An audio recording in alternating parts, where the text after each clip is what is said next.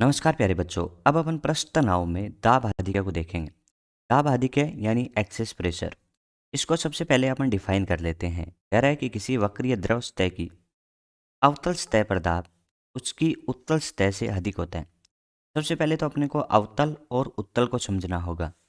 अपन कह सकते हैं कि कोई भी इस तरीके की आकृति जो हो, तो यहाँ से कोई देखेगा तो इसको क्या बोलेगा? उत्तल बोलेगा। और यदि इधर से देखे तो इसको अवतल कहेगा। तो मैं कह सकता हूँ कि ये वाला उत्तल है, ये वाला आपका अवतल है। अब अपना डेफिनेशन क्या कहता है कि वक्रीय द्रव सतह की अवतल सतह यानी ये वाली अवतल सतह, यानी मैं बात करूँ पी अवतल यानी अवतल सतह का दाब उत्तल सतह के दाब से अधिक होता है। यही तो इसका डेफिनेशन है कि किसी वक्रीय द्रव की अवतल सतह पर दाब इसकी उत्तल सतह से अधिक होता है। ये कितना अधिक होता है, जो कि अपन आने वाले एग्जाम्पल्स में देखेंगे। तो इस प्रकार वक्री सतह के दोनों ओर दाबांतर उपस्थित होता है। यानी अपन कह सकते हैं कि कुछ दाब का अंतर होता है, और ये जो दाब का अंतर होता है इसको अपन दाब आधिक्य कहते हैं, जिसको डेल्टा पी से दर्शाया जाता है। अपन कह सकते हैं इस तरीके से उत्तल से ज़्यादा किस तरफ होता है? अवतल की तरफ। ये आपको ध्यान रखना है। चलिए अब अपन तीन इसके सिंपल से एग्जाम्पल देखते हैं। ये एक वक्रीय द्रव सतह के अंदर दाब आधिक्य अपन देखेंगे। सबसे पहले अपनी जो सतह है वो समतल सतह है। तो समतल सतह में अपन कह सकते हैं कि जितना दाब इसके लिक्विड के अंदर होगा, जिसको अपन पी लिक्विड पी एल से दर्शा रहे हैं, इस वाली साइड को अपन वेपर यानी गैस से दर्शा रहे हैं, तो पी एल और पी वी बराबर होंगे। तो अपन कह सकते हैं पी एल बराबर पी वी।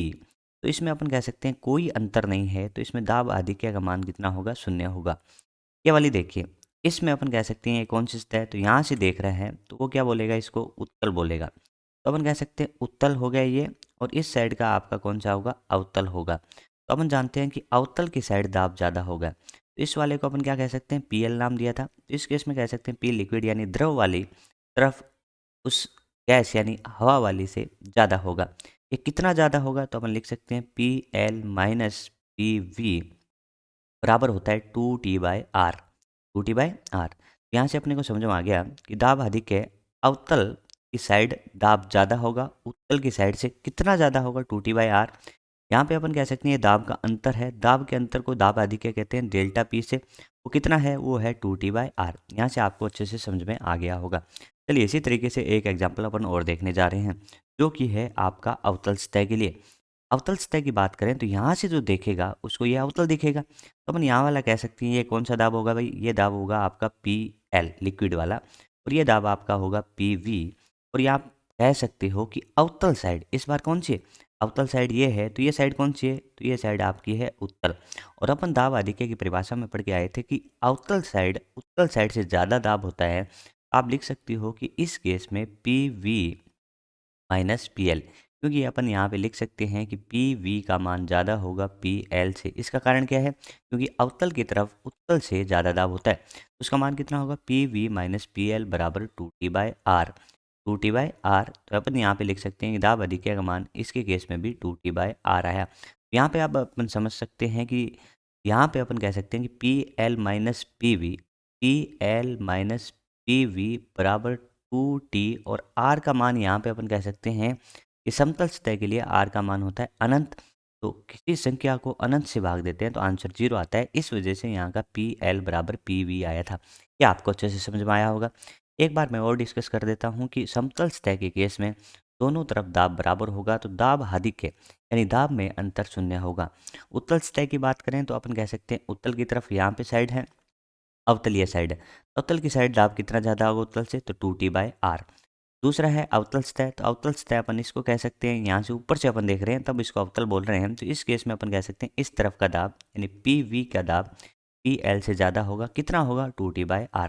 ये हो गया बड़े सिंपल से कि दाब आधिक्य यानी दाब में अंतर किस साइड ज़्यादा होगा? तो आपका आंसर होगा अवतल साइड की तरफ दाब ज़्यादा होगा। चलिए सिंपल से एग्जाम्पल और देखते हैं। बूंद के अंदर दाब आधिक्य। बूंद के अंदर दाब आधिक्य, सबसे पहले आपको यह पता होना चाहिए कि जो द्रव की बूंद है उसमें मुक्त सतह कितनी है, यानी फ्री सरफेस कितनी है। तो आप कहेंगे कि द्रव की बूंद के अंदर मुक्त सतह यानी हवा के कांटेक्ट में तो एक ही है, तो मुक्त सतह होगी एक। तो इसमें अपन लिखें तो अपन कह सकते हैं, देखिए ये दाब अपन ने बनाया डायग्राम। तो द्रव की बूंद के अंदर वाला दाब मैं लिख लेता हूँ पी इनसाइड, और बाहर वाला लिख देता हूँ पी आउटसाइड। तो इसमें अपन कह सकते हैं, देखिए इसमें अपन अंदर वाले की बात करें तो अंदर क्या है, अंदर की तरफ वाला अपन कह सकते हैं कौन सा है, अवतल है। तो अवतल वाला दाब ज़्यादा होगा, यानी पी इनसाइड ज़्यादा होगा। तो P inside minus P outside कितना ज़्यादा होगा, तो आपका आंसर होगा 2T/R। और यहाँ पे डेल्टा पी यानी दाब अधिक्य पूछे तो कह सकते हैं 2T/R। यहाँ पे अपन ऐसा कह सकते हैं। ये कैसे हो जाता है, थोड़ा सा अपन समझने की कोशिश करते हैं। देखिए अपन कह सकते हैं ये द्रव की बूंद है। द्रव की बूंद है तो बाह्य दाब कितना होता है, वायुमंडलीय दाब पी नोट के बराबर। तो अपन कह सकते हैं कि बार वाला दाब पी नोट है, लेकिन इसकी जो इस तरीके का पृष्ठ बनता है, जैसे गोलाकार शेप लेती है, तो गोलाकार शेप में किसका सहयोग रहता है, तो इस गोलाकार शेप की सहयोग जो करता है वो करता है पृष्ठ तनाव। तो अपन कह सकते हैं कि इस पे पृष्ठ तनाव कितना लगता है 2T/R। तो 2T/R का मान P inside minus P outside equals to 2T/R होता है। आपको समझ में आया होगा कि एक्स्ट्रा कितना सा होता है, वो होता है 2T/R। और उसी को अपन कह सकते हैं दाब अधिक है। वो 2T/R किसकी वजह से, वो इसकी इस तरीके की आकृति की वजह से जो कि गोलाकार है। अपन को लिखना क्या है, P inside minus P outside बराबर 2T/R। ये होगा द्रव की बूंद के केस में। चलिए दूसरा केस अपन डिस्कस करते हैं। साबुन के बुलबुले के अंदर दाब अधिक है। पहली बात यहाँ पे देखिए, ये मैंने पी इनसाइड बताया, ये आपको पी आउटसाइड बताया। तो इस केस में अपने को दाब अधिक लिखना है, तो अपन कहेंगे P inside minus P outside. लेकिन इस केस में देखिए साबुन का जो बुलबुला होता है वो हवा में है, उसकी जो मुक्त सतह होगी बच्चों, वो याद रखिए मुक्त सतह इसके केस में दो होंगी। मुक्त सतह दो होंगी तो अपन कह सकते हैं 2T/R का डबल यानी 4T/R होगा, यानी 4T/R होगा। ये थोड़ा सा इंपॉर्टेंट हो जाता है। देखिए बूंद के केस में अपन कह सकते हैं 2T/R होता है, लेकिन अपन कहते हैं कि साबुन के बुलबुले के अंदर कितनी सतह होती है, तो दो मुक्त सतह होती है। तो एक का 2T/R तो दूसरी का भी 2T/R। तो अपन कह सकते हैं इस केस में जो दाब अधिक्य होगा वो होगा आपका डेल्टा पी बराबर 4T/R। ये किसके केस में, साबुन के बुलबुले के केस में 4T/R, और बूंद के केस में 2T/R। तो ये आपको अच्छे से समझ में आ गया हो। चलिए आगे एक एग्जाम्पल अपन और देखते हैं। एग्जाम्पल है कि द्रव में बने वायु के बुलबुले के अंदर का दाब अधिक है। देखिए इस बार कह रहे हैं कि जो बुलबुला है ना वो द्रव के अंदर है, यानी द्रव के अंदर यानी डूबा हुआ है। तो अपन कह सकते हैं इसके अंदर आपको सबसे पहले देखना चाहिए मुक्त सतह। इसमें कह सकते हैं मुक्त सतह किसको कहते हैं, मुक्त सतह उसको कहते हैं जिसके संपर्क में वायु हो। तो अपन कह सकते हैं इस केस में देखिए बाहर तो वायु है ही नहीं, द्रव है, तो अंदर है, तो अंदर है तो अपन कह सकते हैं इस केस में मुक्त सतह एक है। इस बार अपन इसको लिखेंगे पी इनसाइड और पी आउटसाइड। मैं मान रहा हूँ कि द्रव की वजह से यहाँ पे कोई दाब है नहीं, तो अपन यहाँ पे लिख सकते हैं कि P inside minus P outside बराबर होगा बच्चों 2T/R। 2T/R क्यों लिखा, क्योंकि इसमें मुक्त सतह होती है केवल और केवल एक। इस केस में कह सकते हैं कि डेल्टा पी बराबर आंसर आ गया 2T/R। क्या आपको अच्छे से समझ में आ गया होगा। इस तरीके से अपन इसके केस में भी 2T/R कहेंगे जब बुलबुला किसके अंदर हो, द्रव के अंदर हो। तो इस केस में मुक्त सतह एक होगी तो 2T/R ही लिखा जाएगा। चलिए थोड़ा सा अपन और आगे बढ़ते हैं कि द्रव की मुक्त पृष्ठ H गहराई पर एक बुलबुला हो तो के केस में P इनसाइड कितना होगा। तो बच्चों अपन कह सकते हैं सबसे पहले P आउटसाइड कैलकुलेट कर लेते हैं। P आउटसाइड कैलकुलेट कर सकते हैं तो अपन कह सकते हैं यहाँ पे अपन P आउट माने, ये वाला माने, तो ये वाला क्या है कि बच्चों आप P ATM मान सकते हैं और P ATM को आप P नोट कह सकते हैं, ठीक है। इसको अपन आउट नहीं, पी एटमॉस्फेरिक अपन कितना कह सकते हैं पी नोट, यानी वायुमंडलीय दाब किसके बराबर है पी नोट। आप इससे एच गहराई नीचे आए तो भाई पी नोट तो पहले ही था वायुमंडल की वजह से, अब रो जी एच द्रव की वजह से और लग गया। इस केस में अपन लिखें कि भाई दाब अधिक्य कितना होता है, तो इसमें अपन कहेंगे मुक्त सतह कितनी है, एक है। तो P inside minus P outside बराबर कितना होगा बच्चा 2T/R। ये आपको समझ में आया होगा। चलिए अब अपने को निकालना है पी इनसाइड, तो बच्चा आगे भेज देते हैं पी आउटसाइड प्लस 2T/R। अच्छे से समझ में आ रहा होगा ना ये। पी आउट को क्या लिखोगे, आप बोलो, पी आउट को लिखोगे पी नोट प्लस रो जी एच। इसको लिख सकते हैं पी नोट प्लस रो जी एच प्लस 2T/R। ये आपका इनसाइड होगा। ये कई बार क्वेश्चन डायरेक्ट आ जाता है। तो यहाँ पे अपने क्या लिखा कि पी इनसाइड से पी आउटसाइड तो कितना होगा 2T/R। वो तो इसकी बनावट की वजह से हो गया दाब अधिक है। लेकिन बाहर अपन कह सकते हैं पी आउटसाइड आज वायुमंडलीय दाब के बराबर नहीं है, क्योंकि वायुमंडलीय दाब के बाद इस पे द्रव का दाब भी है जो कितना है रो जी एच है। तो मैंने कहा कि पी आउटसाइड का जो दाब है वो बच्चा है पी नोट प्लस रो जी एच। ये आपको अच्छे से समझ में आ गया होगा।